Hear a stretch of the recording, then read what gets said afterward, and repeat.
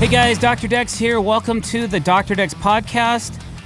Today I'm here with Gordon South, also known as Wood Bully, across multiple internet social media sites, and a good friend of mine. I've known him for quite a while. Gordon South, thank you for coming today and being with us, sharing your journey on the Dr. Dex podcast. So welcome. Thanks for having me. I appreciate it. Absolutely, absolutely. So before we get into all that stuff, I like to start hearing a little bit about your backstory. And we can go back into childhood if you'd like. But you're in Canada, correct? Yeah, we're in Toronto, yeah. Toronto. And that seems to be a pretty busy hub of location where a lot of the heavy hitters in the contracting world and social media influencers are from. I know quite a few we've had on our podcast are from that area. So it must be one of the most populated areas in Canada, correct? It is the third most populated place in North America. Wow. So I believe it's tied with Chicago for third place. Where you got New York, LA, then Chicago, Toronto, and then the rest. So, but because we're Canada and we only have a population of 40-something million, having from the border Buffalo up to the suburbs past Toronto, there's I think 9 million people. So it's just everyone's here, huddling around the border, trying to keep warm and stay busy. I guess that's what it seems like. Right on. So growing up here, yeah, you probably see a lot of contractors because I think the market is just so big, and it's like it's the biggest city in Canada. It's where all the entertainers are as well as all the construction is. So it overlaps a lot. And a lot of us, worked for TV personalities behind the scenes and then seen what they were doing and decided to just do it on Instagram and YouTube and stuff like that. So I think that just translated really well with us and kind of an easy thing to do nowadays. Yeah, I noticed that a lot of the earlier shows that were on HGTV in the States were being produced in Ontario, and and then there was the Decked Out show and some other shows that were coming out of there, and it seemed like you guys have a really proactive network of producers in that area that are vying for different television shows and that kind of thing, huh? Yeah, it seems like we had even the U.S. HGTV was all coming out of Toronto, really. Yeah. Right? Yeah. Like everything was being made here. Yeah, it was a big export for us for a while. Love It or List It. Decked Out. Property I don't know. Oh, Property Brothers. Yeah. Yeah, those guys, man, they got like 50 different TV shows now. They could probably have their own network. There's so many of them. It's because we're like the Hollywood of Canada, and our version is like it's also sort of low budget and cheesy, so it's perfect for lifestyle reality TV. Kind of like Hollywood then. It's like Bollywood and Canada mixed all in one. Hollywood, yeah. I mean, a lot of celebrities come from Toronto too in the U.S. There's a lot of people who, are big megastars that come from neighborhoods that I grew up in and stuff like that. Yep. I don't know why. Yep. It's just no, maybe because we're stuck here and we just want to get out. Good. It's very interesting. Yeah. And the more I see that, and the more entertainment shows we watch and that kind of thing, and it's showing some of these celebrities, and a lot of them are from that region. You're absolutely correct on that. It's interesting. We got streets named after him here, so you'll see. We have Mike Myers Boulevard and like Jim Carrey and all that other stuff. Everyone's from here, right? It's crazy how many people are from here. Yeah. And Chad Kroeger. Yeah, probably. Somewhere in there. I don't know why everybody hates Nickelback. I love that group. I think they're awesome. Think they hate them the way that I hate Milwaukee batteries. Oh. It's like they're not bad, but people assume that they're this top echelon, and when you put them on a high pedestal and rate them under a microscope, you're gonna be. Or if you're trying to compare them to Motorhead or something, or Megadeth, then obviously you're not gonna like them. But if you're comparing them to any other type of just regular rock band, they're not bad. They're good. Right. Yeah. Right. I mean, I like some of their songs, and they sound good, and they rock out, and it was internet dogpiling, really. Yeah. Oh, some people saw hating them, and they're like, "I want to do that too," but they were never bad at any point, really. I mean, by the way, have you met Studio Man, Gordon? I think once or twice, maybe at a trade show. Okay, cool. Am I right or am I hey, wrong? have you ever met Gordon? I'm not sure, to be honest. One of these days you will for sure, but just informal introduction because he's not on camera. There's his hand. Calvin runs the show, so he's gonna have a question for you in our bonus episode, but he'll just chime in occasionally on different topics and things like that. Cool. And keep me on topic. Like let the guest speak, kind of thing. Yeah. So I'll do my best not to talk too much. No, that's the opposite actually, of what we want. Yeah, we want you to talk. Do what you're good at, Gordon. Use All that right. gift. Well, if I'm going to go back to I guess the introduction, I guess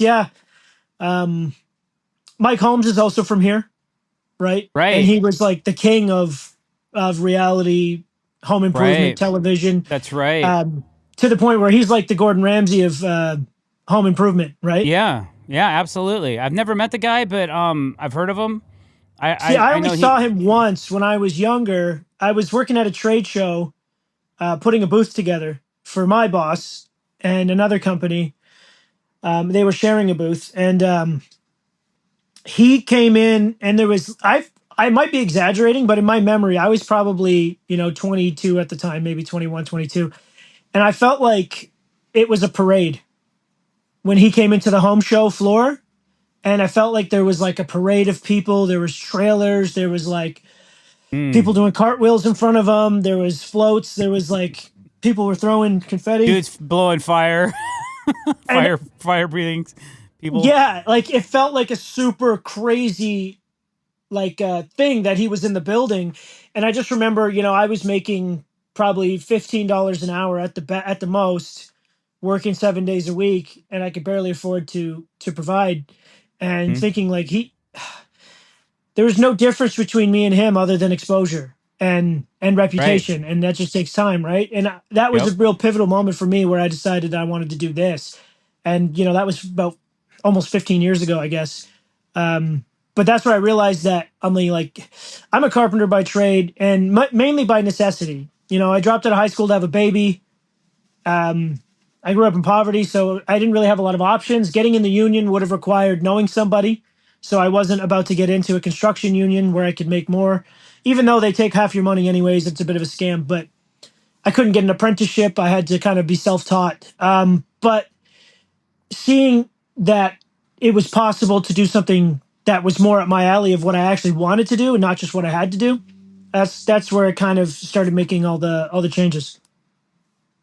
Right. Okay, so I'm going to back up a little bit.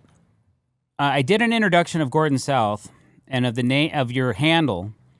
But can you give us a quick description of what you're doing currently? What's maybe not the media side of it, but let's talk about the construction side of it first. So what's the name of your business, your company that is your woodworking company, and what's your mission statement with that? So Wood Bully Ltd. Is the name of the company, the construction company. Wood Bully is the trademark that we have now. But it was the name of the company. It still is, where we do design and build outdoor living for your whole backyard. We want to transform every square inch. So the idea is you let me in, we design something, and then we take your yard hostage for 8 months to a year, depending on how intricate the design gets. We are never on schedule. I know this isn't a great way to promote a business, but everything is usually perfect. I've never had a less than 5-star review. We win awards for our work every year, but I don't think I've ever finished a job on time. That's literally the reality. And I think it's just because we want everything to be so perfect that we have an unrealistic. And time's the one thing that I'm willing to sacrifice over quality, right? I'm always willing to take that hit and say that, okay, well, we're going to fall a couple days behind, but it's better than producing something subpar. So it's really hot when you're doing 8-month to a year-long projects. It's nearly impossible to pinpoint a timeline. Yeah, we make a schedule, it goes off. We make another one, it goes off. We make another one, it goes off, and it looks like the rails are off and we're out of control. But as long as we keep making those schedules, it stops it from growing by too many months where we're just losing our shirts. And even if I do lose my shirt, sometimes I'm okay with it if the job is good. I know it sounds Sure. stupid, but the Not goal really. has always been to build better, and money will come later. Like when I Mm-hmm. first got started, I would invest every dime of overhead, tax money, profit, just to make the job look better so I could sell a better job next time. So for the first couple years, I just took all the money and made sure I spent it all on making the jobs nicer so that I could sell bigger and better jobs. Sure. That's how we managed to go from, $0 when I started the company to 1.6 million in sales, 14 to 15 months in. And Wow. it was really just because I just kept pushing it. And I was so used to being broke anyways that I didn't need the money because I grew up poor. I was poor. I had a baby when I was a teenager. I was used to being poor as an adult. I was a carpenter who worked for, not minimum wage, but it might as well have been after, you pay your rent and your insurance and your gas and all this stuff goes. So for me, when I started the company and I had a little bit more money to work with, I was okay just throwing it all at the projects. So we had more marketing materials so I could keep selling bigger projects because I just wanted to do the biggest project because it was more entertaining for me and it was more satisfying for me to do something that looked good, not just like a pressure treated porch or a Right. simple deck, a rectangle deck, and you get out of there. I want to do something where I can be proud of it and it will help boost the reputation of the company at the same time so we can grow this thing. And that was the goal from day one. So, it only took 3 or 4 years in before our average budget was over six figures, Mm, nice. which, yeah, Took me decades to get there. but at the same time, I have no business experience. So 3 years in and I'm managing millions of dollars. I don't know what the hell I'm doing. I just know I want the work to be perfect. And that's what caused a lot of my stress because I learned how to use Excel. I learned how to do spreadsheets. I learned how to get a good accountant. I learned how to pay my taxes properly. I learned how to do payroll. Now I can run multiple businesses, no problem. It's been years, but at the same time, at those times, I remember it being extremely stressful to keep up with the demand that I created for myself. And and it was years before I saw any money where I could actually do something for myself, right? It was Sure. all going back into back taxes or Of course. whatever I Yeah. forgot about that I was Playing supposed to be catch paying up. the whole You're time. playing catch up, man. Yeah, I hear you. exactly. Yeah. Yeah, but Okay. at the end of the day, it's a means to an end, right? We got there, Sure. so Hey, that's what you're it's all about. here. It's Yeah. current. You're current right now. I love it. Yes, we're current So and we're good. profitable. Yeah. Good for you. You got there, and we'll get into that a little bit more. But before we do, just want to quickly go over like, okay, so you grew up in Ontario or Toronto. You went to elementary school. How's it go there? Is it like elementary school is like kindergarten through six, or is it So kindergarten through fifth, or what? kindergarten through six when I was a kid. So I grew up in Mm-hmm. Scarborough, which is a suburb in Toronto. That's where most of the rappers come from. It's a bit of Okay. a poverty-stricken environment. It's like the gangster place. Okay. It's where all the bad stuff happens. But So were you in a gang or anything when you were young? when I was a teenager, yeah, of course, everybody Okay. was. All right. So We'll get there. that that's just normal stuff, though.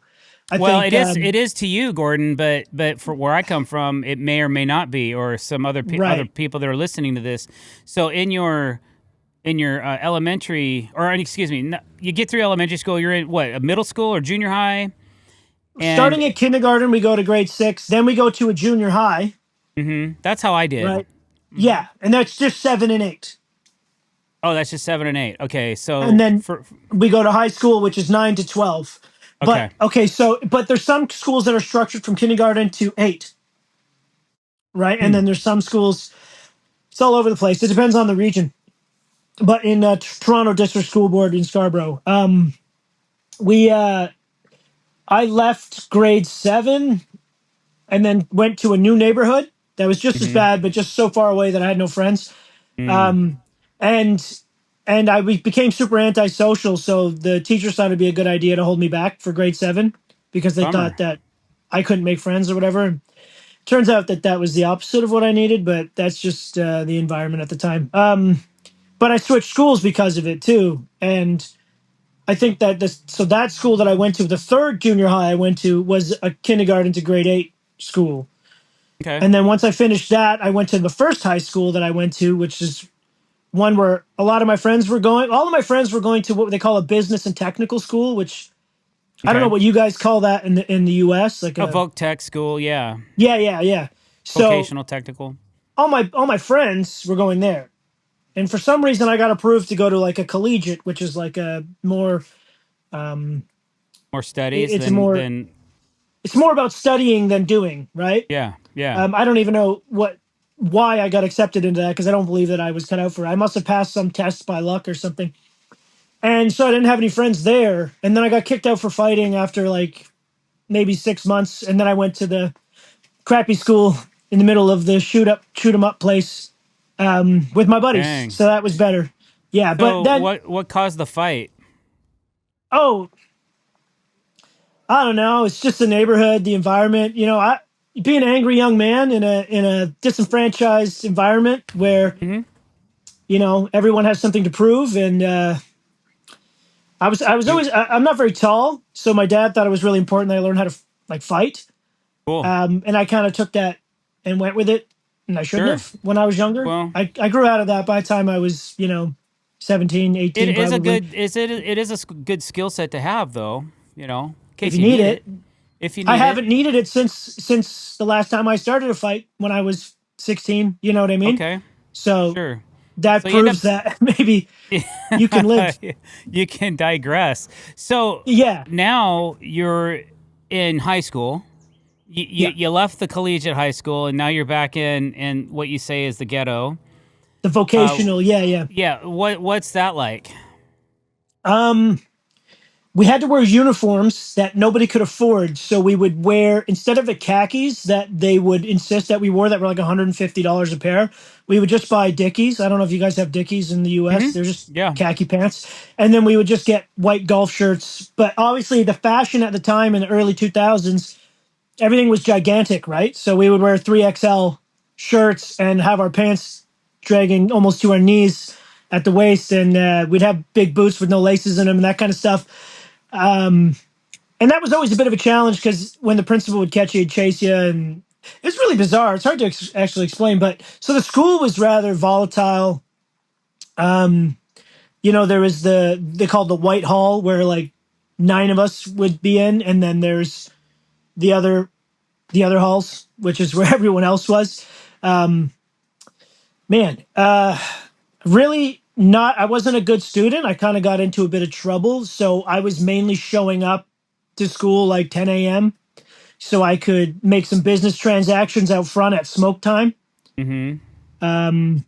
And then I would get some money for lunch, maybe to buy a pair of shoes or something for the day. Then me and my buddies would kind of fuck off to the mall, hang out there, cause some trouble, and then we'd go home at night, I guess. And that was pretty much an everyday thing. So I think the reason I dropped out was just because I never took a class properly. Like I might show up for like weight training and then leave for the day or whatever it was at the time.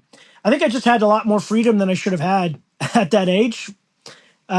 So I just I don't know. I thought it was cool to be a loser at the time. I guess I don't know. It's really hard to explain. Sure. But I ended up having a baby really young. I was How old? 17 when I found out. 17. 17. Yeah, Okay. he's a grown man now. He's working for Wow. us now, actually. Yeah, Awesome. yeah. It's interesting. But the priority was, I had maybe 5 credits out of the 30 I needed to graduate, Sure. or 40 or whatever it was, and I was not even close. So I went and wrote my GED after the baby was born. The, And the odds were stacked against you, so oh yeah, the GED was a good way to go since you had the knowledge to pass, right? I just went in, wrote the test one day, and left. And there's some congratulations. Here's your diploma. And you I was like, won. well, You why won, did you dude. like? Why didn't you guys just do that from the start? Why did you make me go through all that?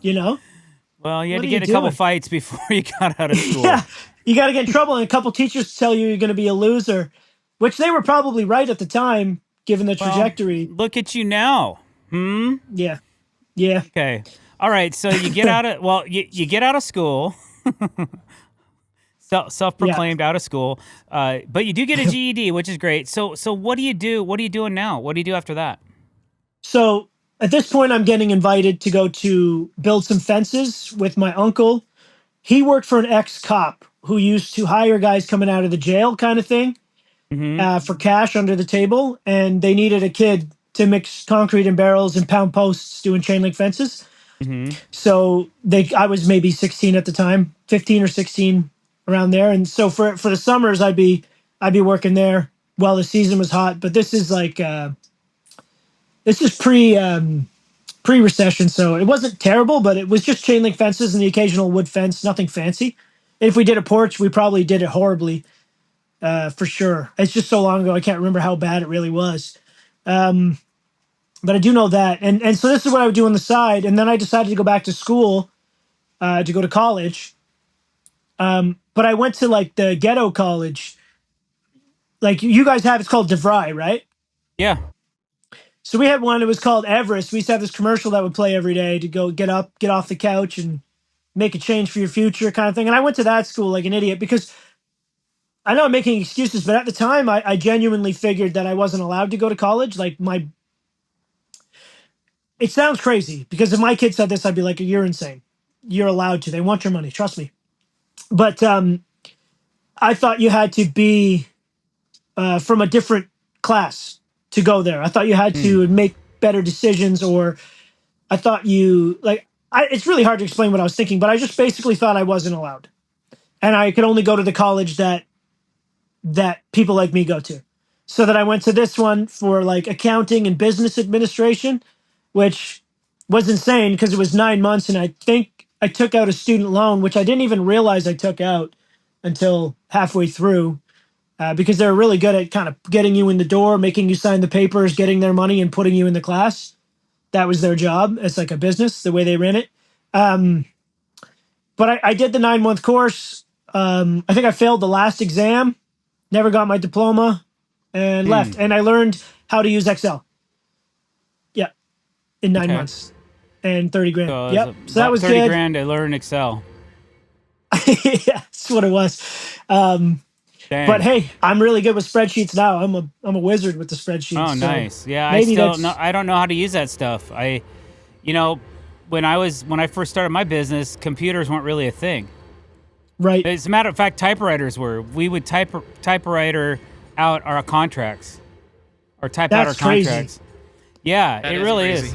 Yeah, it is crazy, man. Like, I used to have my wife. She could type like 60 plus words a minute or more. She was really good at it. So I'd have her type out my contracts, and I'd go over like a rock star to my client and say, "Hey, here's your contract. You want to give me some money?" And always got a down payment, right, with a typed out contract. She would make no mistakes too. I didn't need the whiteout or nothing. She was on point. But anyway, that's so cool because all your competition has it written down in pen or whatever, right? Yeah. At that time. Yeah, something like handwritten this. I used to handwrite all my designs. It was just a different, back in the 90s, there was just a lot going on. No cell phones at first. Cell phones were very expensive back then. I had a brick phone, though. I got a brick phone for Christmas one year, and wow, what a game changer. You could drop that thing from 15 feet. You could drop that thing from 15 feet and drive over it in your car, and it would still be fine. So when I was a teenager, they didn't have smartphones yet. And if they did, they were not for us. But we used to just use burner phones we'd buy at the gas station. Cool. Yeah. Probably good for shady activities, right? and yeah, well, I think even if the activity wasn't shady, it's just what the older guys told us we should be doing. So that's what we did. Cool. Yeah. So you did listen a little bit growing up, right? Here and there. All right, cool. So I know you were busy in the music scene. So when did the music scene happen for Gordon? When, like you're into fences, you're doing fences for your uncle or whatever.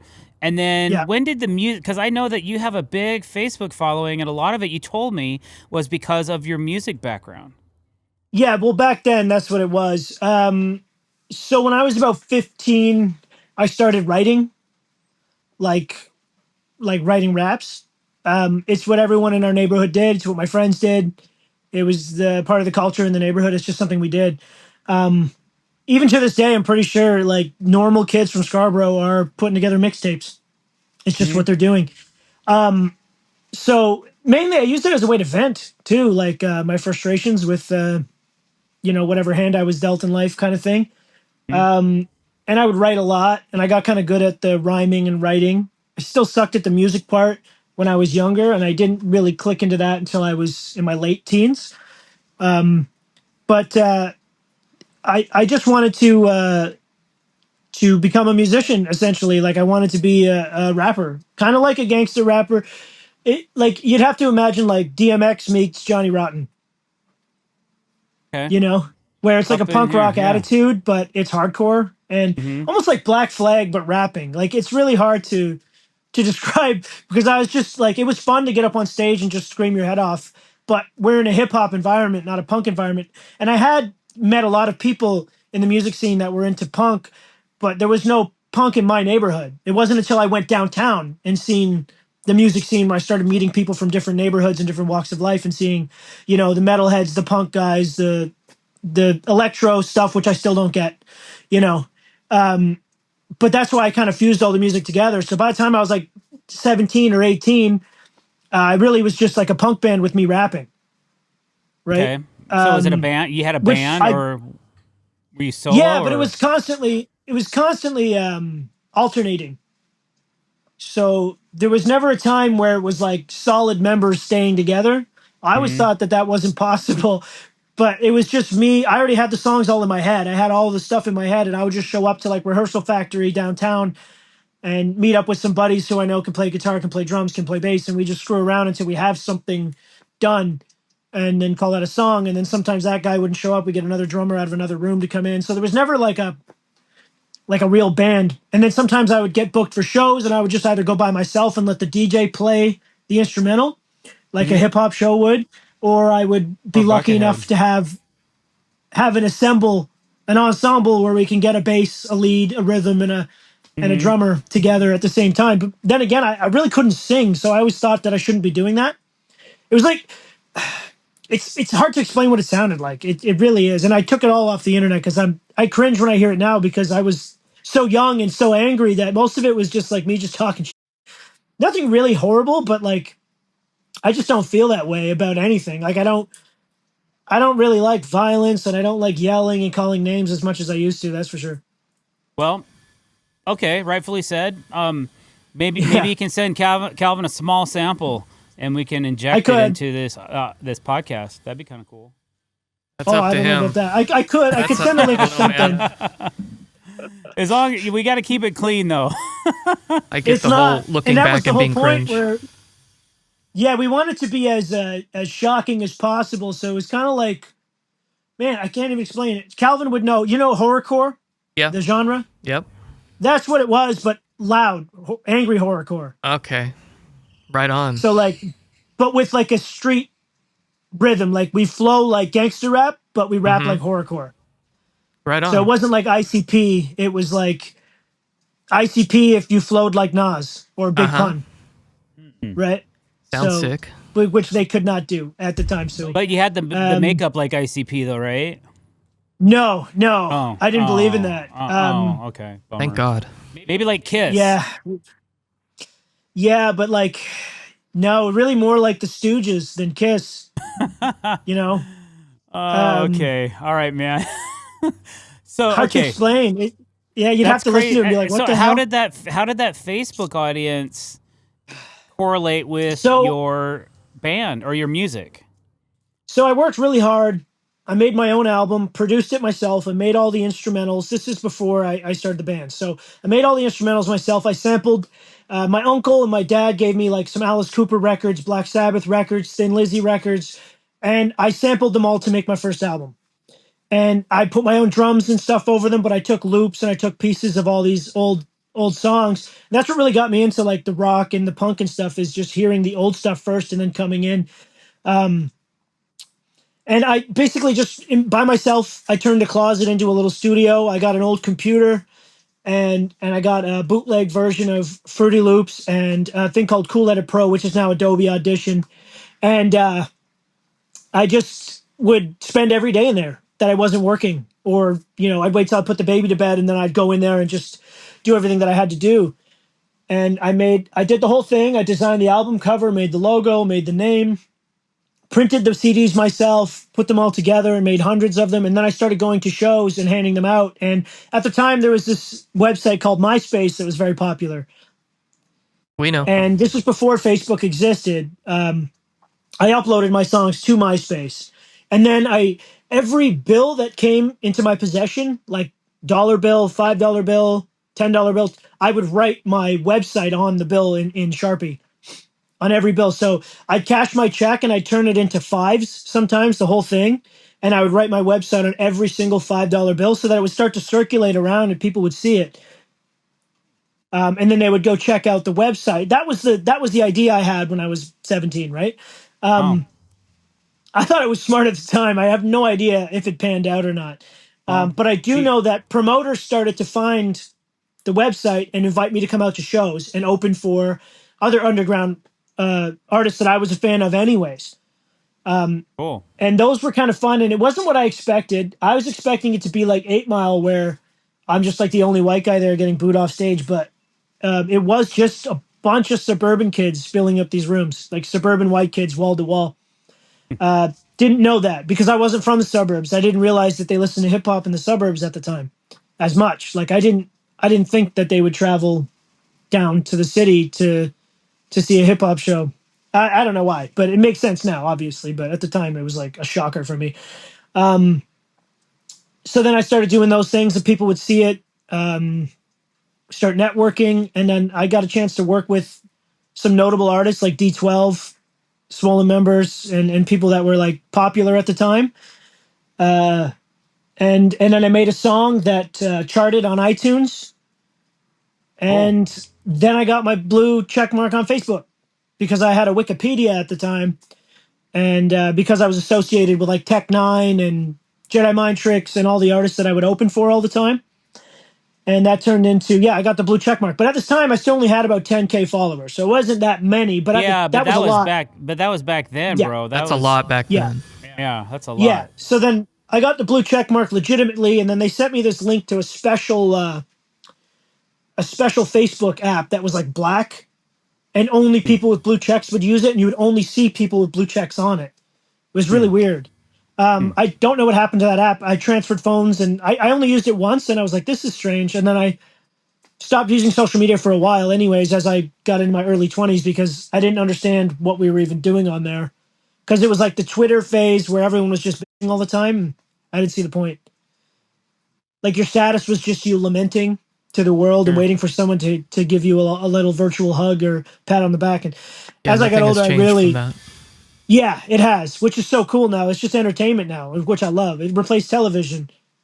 Yeah, cool. Yeah. All right, so that's why I'm back on it. You have this cool music thing going on. When did so your career? When did it pop, or when did it change for you? And when does Samantha pop in this story? So I met Samantha, lived around the corner from me when we were 14. And I saw her in front of a pharmacy near my house. So we were walking, me and my cousins were walking up to the plaza to go probably cause some trouble or something. And she was just sitting there smoking a cigarette. We were 14. She shouldn't have been doing that, but she was. And I just thought, wow, oh my God, who is this? I'm attracted to that. Oh, yeah. I'm like, this is the most beautiful girl I've ever seen. Nice. But, it wasn't, we didn't just get married then. So it didn't just happen like that. But me and her dated for a little while, maybe like 30 days, like one summer, pretty much. And then, she was a young, beautiful girl with a lot of options, and I was not. So naturally, we just kind of went our separate ways. Plus, I was always getting into trouble. I wasn't really a suitable guy. But years later, when we were in our early to mid 20s, we started dating again, and then we just got married right away. So both of us felt the same way that we felt when we were younger, and we just got married after we were engaged for about 5 days, I think, and then we've been married now for 11 years. So congratulations! Yeah, that's amazing. It worked out. I'm glad it did. Yeah, I don't know about her, but I'm glad. Happy for you. I think so. I think she's happy. She always seems happy every time I talk to her. So yeah, I was a fixer-upper investment that paid off. I there you think. go. Yeah, you Yeah. appreciate it in value. Oh yeah. You really have appreciated in value, Gord. Yeah, yeah. They joke. Her and her friends joke about that all the time, but it's the truth. Yeah. Okay. All Yeah. right. So great history. We got to get into the construction point now. So, what point do you become wood bully? So I started as like building fences in the summer, and then I would do temp agency jobs in the winter, door to door sales, whatever would hire me really. And so by the time we got to about 2008, between 2008 and 2010, they had the Great Recession, and our job was literally just replacing fence posts and putting the panels back for probably 2 full seasons, Wow. where it was just nothing else to do. And we would work for a couple weeks, then we'd take a couple weeks off and wait for work to pick up. And I would call temp agencies. I'd go to like canning factories, box factories, soup factories, you name it. I've been to every factory. I've done all the factories, and they suck. And it's really a perspective thing, because a lot of the people working there had been there for 20, 30 years. And I could not believe that you would walk in this door more than like you would absolutely have to spend 30 years at a place like that is just a waste of life, I think. And I always thought that, and I still do, even as an adult now. I would tell my son to avoid those things like the plague. Don't get stuck there. That's not for imaginative people, that's for sure. It can be very depressing to work in a factory. But anyways, temp agencies, I don't know if you guys have those in the US. I'm sure you do. Hmm?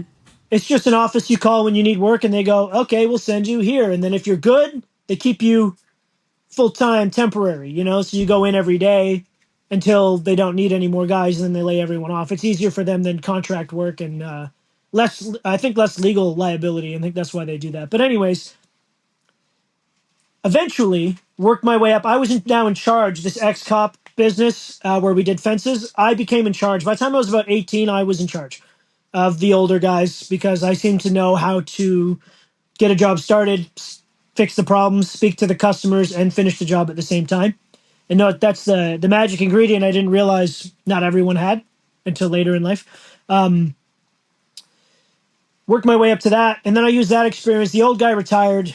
He's almost 100 years old now. He's still alive. I call him from time to time, but it's interesting. But he taught me a lot. He's more like a father to me than anything. Just to have like an intelligent, educated, sober male role model was really good over those formative years where I was becoming an adult myself. So that was really cool that happened. When I think about it, I used that experience to start applying for other jobs. I went into commercial construction because I thought that decks and fences were Mickey Mouse work. Like everyone always told, oh, it's just Mickey Mouse's day labor. Wait till you get to a real job site. And then I went to all the real job sites, and that was horrible. You really don't learn anything. We're just cogs in a machine, an assembly line. We're there to get as much done as possible, as sloppily, as quickly, and working on top of each other. And the last guy screwed everything up. So now you're allowed to screw everything up and just hurry it along because they need to clear the next check and the next, grant cycle and whatever that was. That was a nightmare. I hated commercial construction. Then I did commercial flooring from there. I liked that because that was my first time doing business, where I started a sole proprietorship because my boss at the time didn't know how to hire people, and he thought it was easier to just sub them. I don't know, you guys call it like 1099s or something like that in the US, I think, or something. But basically here it's just subcontractors, what they call it. So I started a sole proprietorship named after myself, and then he started paying me per square foot. And then I was making $5, $6, $7,000 a month, and that was the first time ever I had started making money more than my absolute necessities.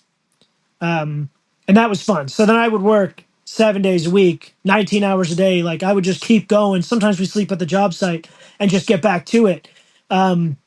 Just because the amount of money that was there, the opportunity, it was so new to me. I was so excited to ruin my body and my lungs and my knees and my hands and just lay as much tile as you could possibly imagine. Now, a lot of it was carpet tile and VCT, which is like a vinyl composite tile.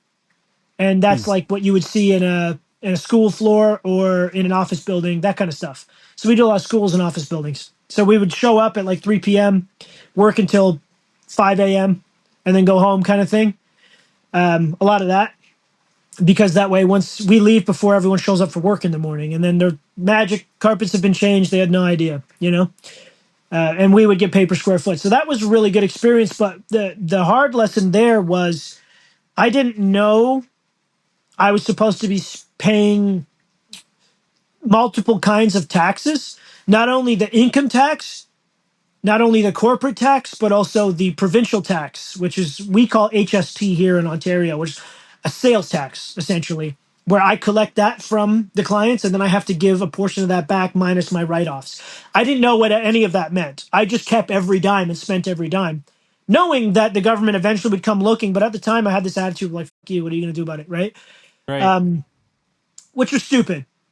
But I learned my lesson. So then when that all ended, I needed a real job, and now I was with Samantha, and I had, I needed to pay rent. We had another baby on the way, so I needed a real job. So I started applying for jobs as foreman, taking my previous experience in the fence and deck world, and now all this construction stuff to see if I can land a job as a foreman. So I'd finance a truck, max out, a credit card with some tools, maybe $2,500 credit card. So that would get me a foot in the door if I said I have my own tools, which at the time were all like corded and Ryobi stuff, just garbage. But it was the best we could do. And I thought it would get my foot in the door, and it did. And I ended up getting a position. Actually, I have a funny story about that, how I got my first foreman job as just a deck builder. This is a long time ago, but I went to an interview with a company in Toronto, a predominant company in Toronto that's still a predominant company in Toronto that does luxury decks. And I had no idea of any of the terminology. I didn't know what a joist. I didn't know stringers. I didn't know ledgers. I didn't know beams. I did know that we called the joist stringers, just like they do in Florida for some reason at the time, because that's what I was taught, but we were taught incorrectly. But so I went to this first interview, and he's like, picks out a whiteboard, and he's like, I want to see what you know. So we're going to build a deck. What's the first thing you do? And I'm like, I attached a piece to the house. He's like, the ledger. I'm like, yes. He's like, okay, good. What do you attach that with? I'm like, at this point, I knew we go through the brick into the frame, and he's like, no, we don't just do that. We got to notch out the brick and put the steel behind it so that we don't collapse the brick against the frame. I'm like, okay, I didn't know that. And like, then what do you do? And then I start running stringers, I said. And he's like, stringers? We're not building stairs yet. And he's like, and then he just broke it down for me, the anatomy of how to build a deck and all the terminology on the whiteboard. And then he said, no, thank you, but here's how you do it. And then he kicked me out, and I had another interview an hour later, and I just regurgitated everything he said, and then I got the job that way. Nice. It was kind of funny. I was just like, so first we start with the ledger. Then we get our height. Then we run our beams. Then we put our rim joists on.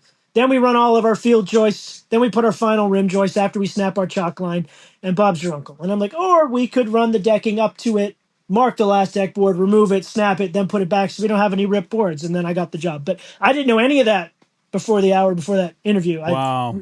Yeah, but I really, really was glad that this guy, this deck building company was more in the mid tier. And it wasn't the high end because I was not ready for that. And I know that now. At the time, I probably would have thought I was ready for anything just so I could provide. Sure.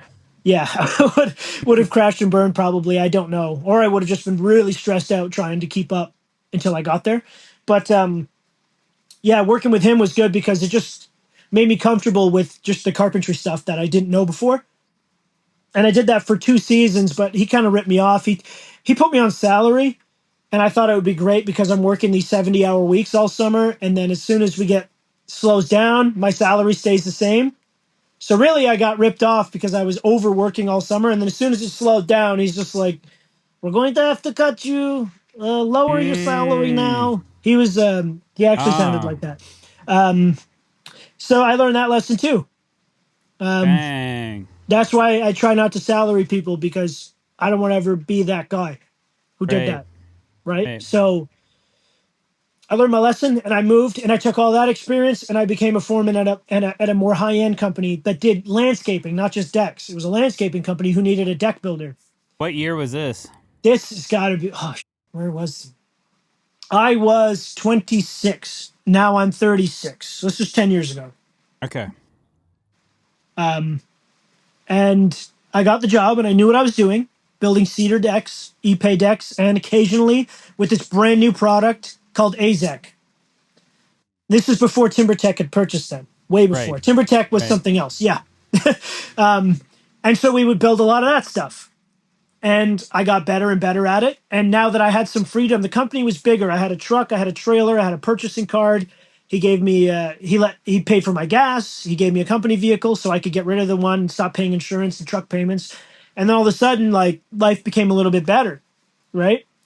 And I had freedom to be creative because I would get a design, but I'd be like, let's switch this, let's change that, this would look better if we kind of trimmed it this way, or and we start kind of imagining what things could be, and that's where I started to learn how to design things, where I would just creatively take it upon myself. I wouldn't mean to do it. Like, I know the designers hate when you do that, but I couldn't help it. I just wanted to add my own thing to this thing that I'm spending months building or weeks building or whatever it was. And this company was so different because we had porta potties on the job site instead of pissing in the bushes. We had bottled water on the purchasing card instead of drinking out of the hose, and it was just different than what I thought. And so I built my way up to project manager in that company over a few years.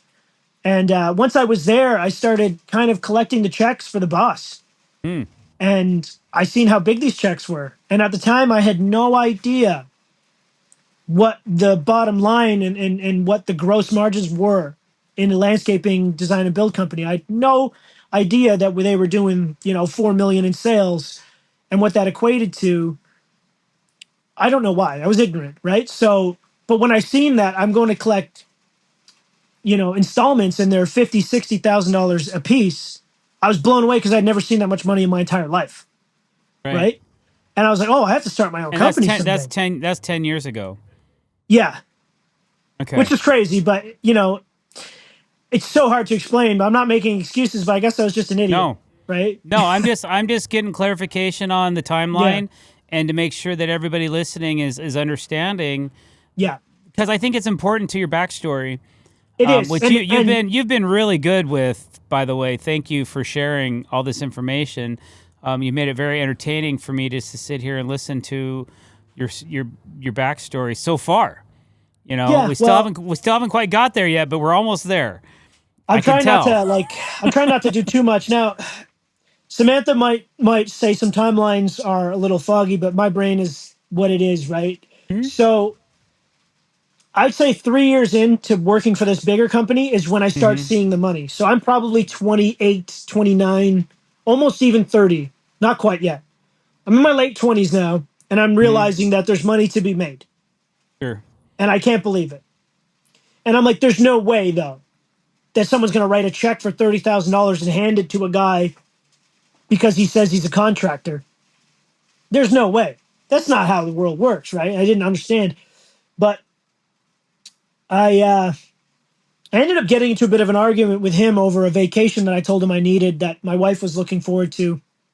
And he said he forgot that I told him and basically forced me to skip my vacation and go to work in the middle of the winter, which was brutal. And that was a big turning point for me. So around that was the point where I determined that I was going to start my own company. Now, even though the last thing that I did when I was doing this commercial flooring thing kind of blew up on me, and I was told by everybody that I'm not cut out for business, period, the way that I handled the situation. And they were right, but I knew that I had to do something, and I knew that it was possible, and I just would have been so angry for the rest of my life if I didn't do something, It's like, are you a big Oasis fan? Do you listen to them? Occasionally. So they have a song called Live Forever, and I'm literally driving, listening to it, which I've listened to the song 1,000 times before, no problem. And they just said, maybe I will never be all the things I want to be, but now is not the time to cry. Now is the time to find out why. And I was just like, to me at that time, I was like, it really is my fault that I'm not successful yet, And I realized that. So I registered a company. I had probably $30 in my pocket. I registered a company called Wood Bully Ltd. Or at this time, Wood Bully was a sole proprietorship before I incorporated because I wasn't sure what was going to happen. And I just started advertising on Instagram. And this is where Instagram comes in. I realized that I need to sell enough before I quit my job that I can provide for my family. Sure. So I created a Smart. brand. Yeah. While I was still working, I created a brand and I used all the side jobs. I was starting to get a high demand of side jobs. So my weekends were getting soaked up again.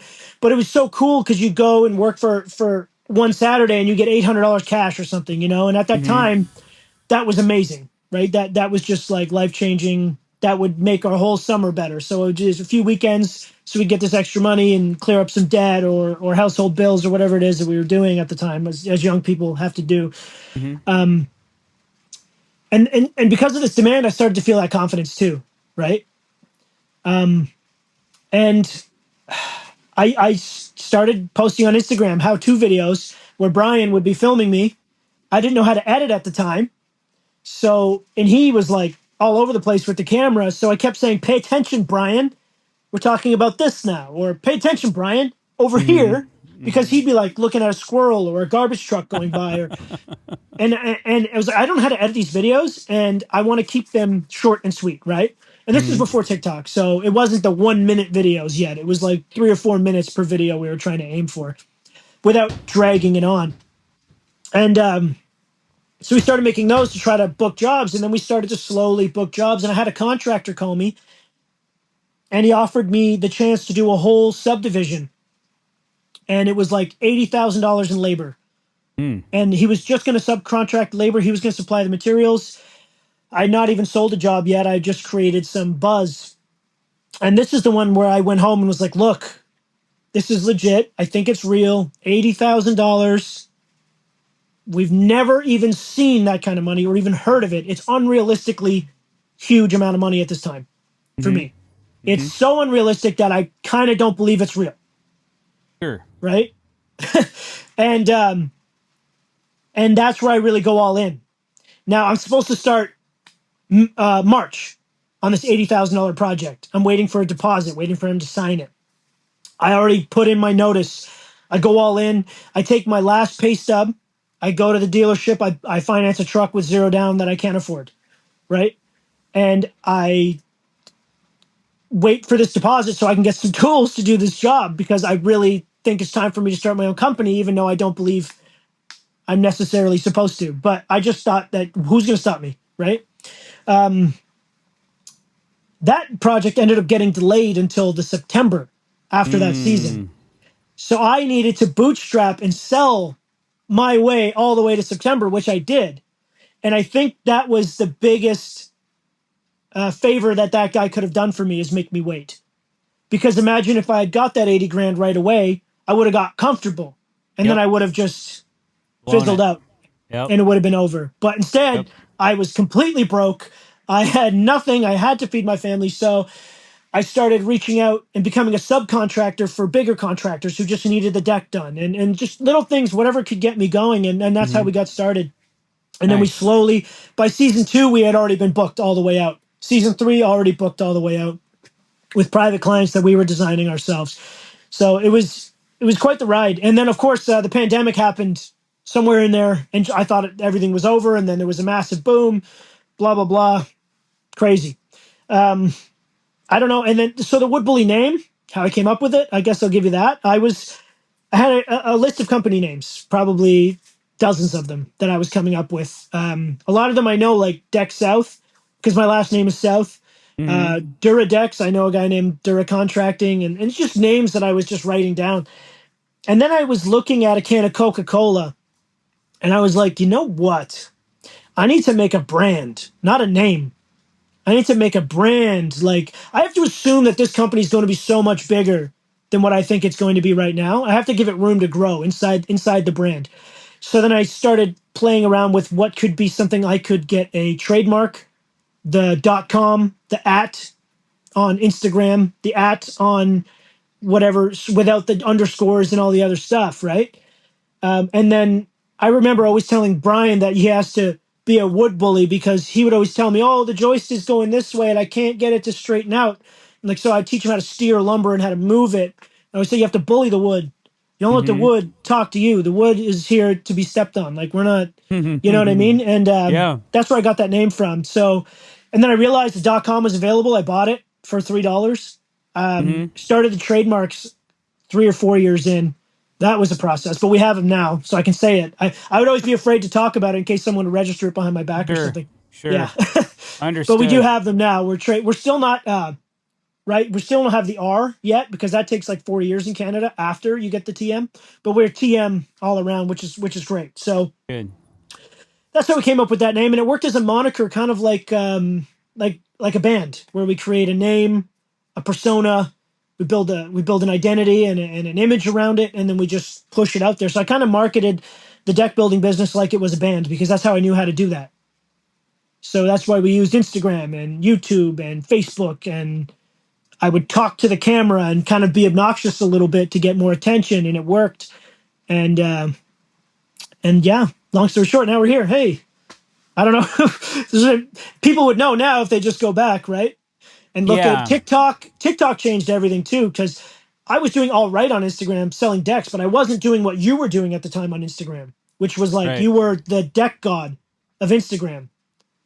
That's the truth. Even at like 70, 80K at the time was insane, right? Yeah, it was. Right? I was behind all the tool influencers, but I was trying to catch up to those guys, but I never caught them. Yeah. Maybe some of them have recently, but I remember I was in Florida at the International Builder Show, and Travis from Tools by Design, he came up to me, and he was the only tool influencer that bothered to stop. And he only had 30,000 followers at the time. Really? And I had more than him. And we were sitting there, and I was flying my drone inside, which I wasn't supposed to be doing, but I was taking some footage of Regal Ideas. He was the only tool influencer that bothered to stop and say hi to me at that show.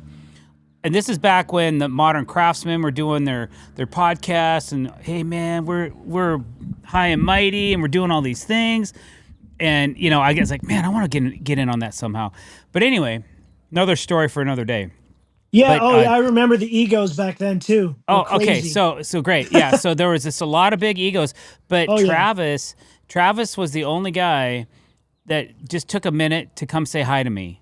That's I was flying a drone, and I'm trying to have a conversation, not crash, because there's thermals inside of a building. And you don't have any GPS on your devices because you're inside of a metal building, and but it was a great time, and I was so happy. And now look at him, man. He's like almost at 2 million. Oh, he's huge. And I think that was part of the TikTokification of social media. Because I really missed out on that part of it. I just couldn't dance, and I wasn't funny, and I just missed out. I think it was suited for, honestly, the kind of content I was making on Instagram. People used to say like, oh, if anyone ever wants to see a 1-minute video where somebody makes a bunch of jokes and then turns the camera off, you're it. At the time, it didn't exist, right? Right. And then when TikTok came out, I didn't take it very seriously. I just wanted to get at Woodbully before someone else did. Mm-hmm. So I went and registered it, and then while I was bored, I uploaded like 10 Instagram videos that were older ones, and then I left it. And then 3 weeks later, I came back, and they all had hundreds of thousands of views. See, I never was blessed. What is going on? And then I just moved everything to TikTok, and then started pursuing TikTok really heavily. That's really cool. I gave it a hard 30 days, man. A hard 30 days. I gave it as much priority as any other social media site that I own.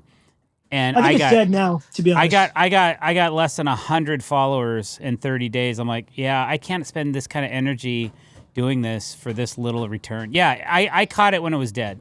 I should have been paying more attention to RR buildings and what Kyle does. Kyle seems to be ahead of the game. Like when he does something different, and I notice, I try to emulate him. Awesome Framers. There's just there's just a few guys I'll try to emulate, because usually there's a certain caliber of influencer that is going to always be on trend. They're always going to be on top of their game. They're going to have insider track information, and they don't have to tell you what they're doing. If you are smart enough, you can figure out what they're doing, and you can do the same thing, and at least capture part of that magic. Maybe not get it all, but you're going to get some of it, Yeah, it's the same as any entertainment industry, where we have to look at what other people are doing that's working, and we like what they do. We don't necessarily copy them, but we take inspiration from what they're doing. Absolutely. And if it just comes to being an early adapter to certain ideas, then obviously we got to jump on it, or we're going to miss the train, right? Yeah, I just couldn't do dancing, and I wasn't gonna. You know, I wasn't gonna do the milk crate challenge. No. I've broken too many tendons and ligaments already just from Yeah. working. You know, None of those things. I don't need to do stupid stuff too. I mean, have you seen some of the people fall on that? I was like, oh Yeah. man, you just paralyzed your face. I wouldn't be So doing any of that stuff. So how I got big on TikTok after these Instagram videos was kind of rolling around in the mud with the trolls. So yeah. they created the respond to a comment with a video, right? TikTok did that where you get the little Right. bubble of somebody Yep. spelling something incorrectly, and then I'm going to be my Yeah. usual self where I just talk some smack, and people find it entertaining.